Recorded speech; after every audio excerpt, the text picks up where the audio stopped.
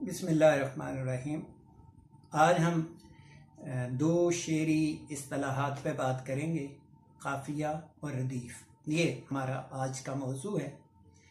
तो पहले हम काफ़िए के मानी देख लेते हैं। जब हम किसी लफ्ज़ के मानी देखने होते हैं तो हम 3-4 अंदाज में उसके मानी देखते हैं। एक लफ्ज़ के पहले हम उसके लुग़वी मानी देखते हैं कि डिक्शनरी में या लुगात में उसके क्या मानी हैं। फिर हम उसके लफ्ज़ी मानी देखते हैं। बाज़ औक़ात हमें उस लफ्ज़ के शरई मानी भी देखना पड़ते हैं और बाज़ औक़ात हम उसके इस्तिलाही मानी भी देखते हैं। यानी ये 4 अंदाज में हम एक लफ्ज़ के मानी देखते हैं। जो लुग़वी मानी हैं वो लुगात डिक्शनरी में देखे जाते हैं। लफ्ज़ी मानी, हर लफ्ज़ अपने एक मखसूस मानी रखता है, यानी जिस ज़ुबान से वो लफ्ज़ आया होता है तो उस ज़ुबान में उसके अपने मखसूस मानी होते हैं। फिर हम शरई लिहाज से भी बाज़ का देखते हैं, मज़हब में वो लफ्ज़ किन मानों में इस्तेमाल होता है, और इसके अलावा हम उसके इस्तिलाही मानी देखते हैं। इस्तिलाह से ही आगे इस्तिलाहात बनी हैं।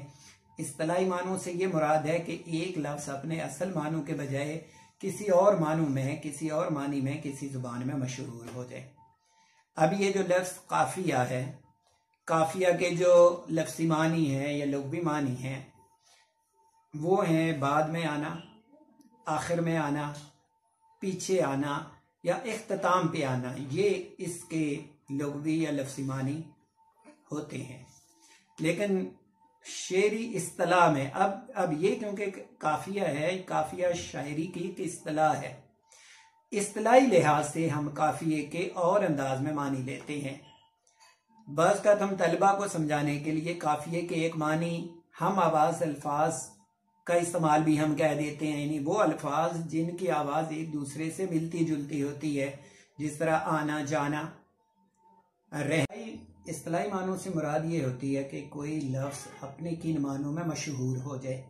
यानी होता यह है कि बाज़ औक़ात किसी लफ्ज़ के लफ्ज़ी मानी कोई और होते हैं, लुग़वी मानी कोई और होते हैं, लेकिन इस्तिलाही मानी उसके वो एक टर्म बन जाती है। मसलन जिस तरह मोबाइल है, अब ये जो मोबाइल लफ्ज़ है, मोबाइल के मानी गश्त करना है, घूमना है, बस की अपने किन मानों में मशहूर हो गया है। यानी बाज़ औक़ात किसी लफ्ज़ के लुग़वी मानी कोई और होते हैं, लफ्ज़ी मानी कोई और होते हैं, लेकिन इस्तिलाही तौर पे उसको किसी और मानों में मशहूर वो लफ्ज़ हो जाता है।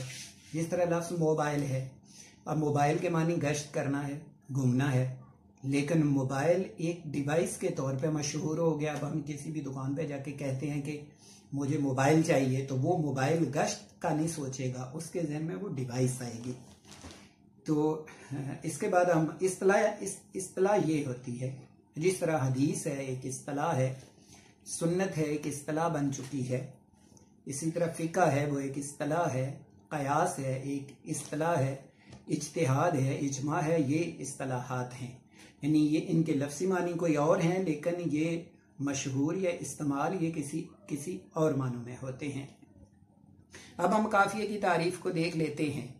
यानी इस्तिलाही मानों में हम देखेंगे कि इस्तिलाही मानों में या काफ़िए की तारीफ़ ये है कि काफ़िया उन अल्फाज को कहते हैं जो किसी शेर के आखिर पे आते हैं। वो हम आवाज़ अल्फाज जो किसी शेर के हर मिसरे के आखिर पे आते हैं उन्हें काफ़िया कहते हैं। मसलन अल्लामा इकबाल का एक शेर है कि फिर चरागे लाला से रोशन हुए को ओ दमन, मुझको नगमों पे फिर उकसाने लगा मुर्गे चमन। अब ये दमन और चमन ये काफ़िया है इस शेर का।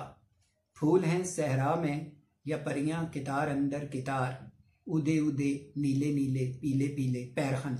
अब ये पैरहन ये काफ़िया चल रहा है।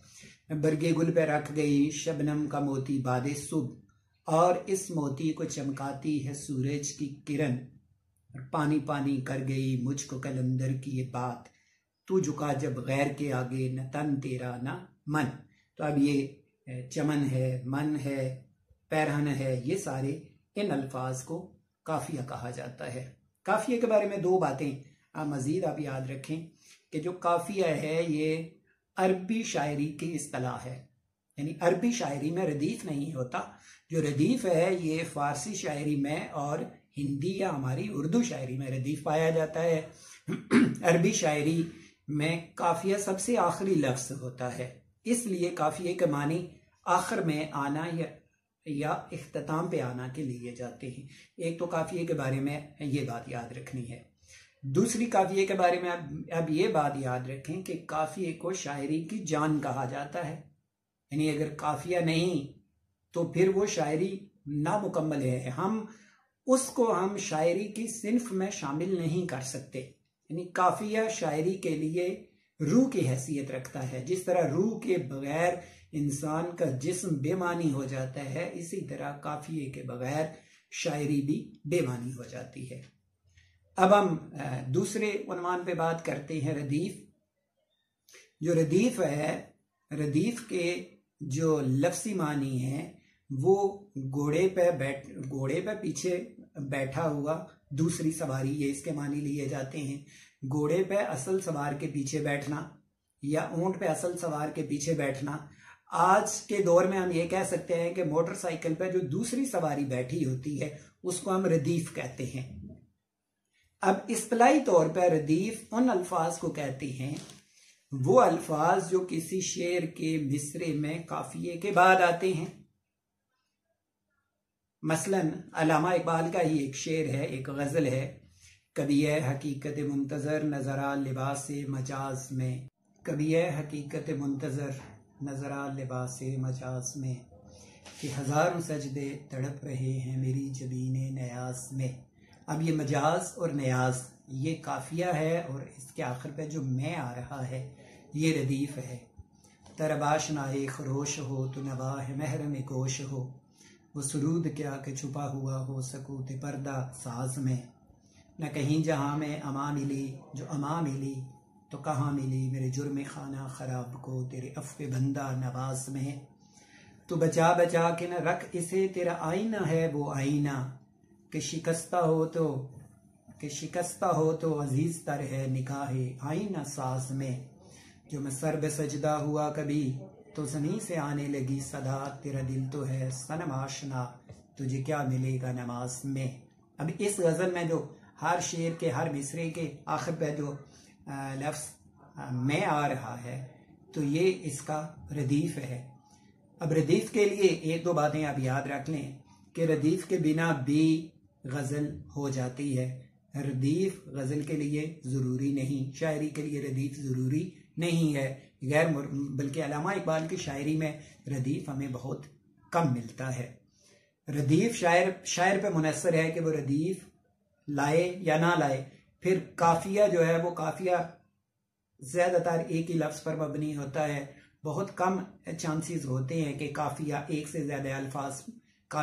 سے زیادہ الفاظ ہوں، لیکن ردیف پہ کوئی پابندی نہیں ہے کہ شاعر 1 2 3 4 5 6 جتنے مرضی لفظ بطور قافیہ لانا چاہے وہ لا سکتا ہے۔ وہ جو ہم میں تم میں قرار تھا، تمہیں یاد ہو کہ نہ یاد ہو، اب اس میں تمہیں یاد ہو کہ نہ یاد ہو کتنے الفاظ آ جاتے ہیں جو بطور ردیف استعمال ہوتے ہیں۔ یعنی ہم یہ کہہ سکتے ہیں کہ غزلیں یا نظمیں یا شاعری یا اشعار یا مصرعے غیر مردف ہو سکتے ہیں۔ تو یہ تھا ہمارا آج کا عنوان مختصر سا، جس پہ ہم نے قافیہ اور ردیف پہ بات کی۔ تو انشاءاللہ اگلے لیکچر میں پھر ملاقات ہوگی، تب تک کے لیے اللہ حافظ۔